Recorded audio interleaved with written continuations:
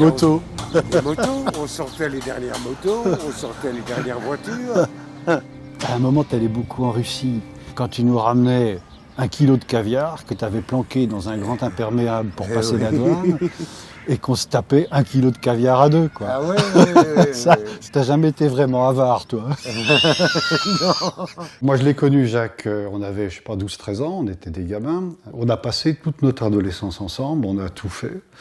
Jacques, lui, il vivait une vie de jeunesse dorée, fils de la famille la plus puissante de la région, la plus riche, la plus connue, la plus crainte peut-être aussi. Et il vivait une vie, disons, de luxe. Mon père est à l'origine de C10, Centresse Distribution Succursaliste. On devenait la deuxième entreprise française, je crois. On gérait quand même 800 magasins. Il avait un magnifique appartement à Neuilly, avec une terrasse de 100 mètres carrés, vue sur la Défense.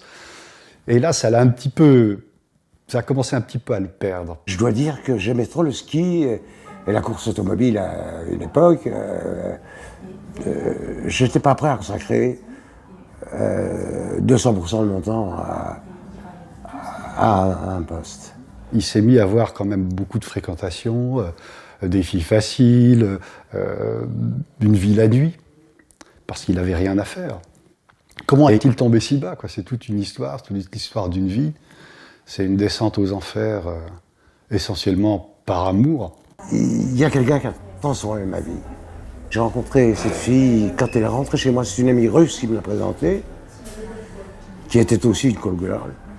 Je rentrais de Val d'Isère avec mon fils, j'étais fatigué. Elle m'a dit, je vais te présenter une amie. Je lui ai dit non, je n'ai absolument pas envie.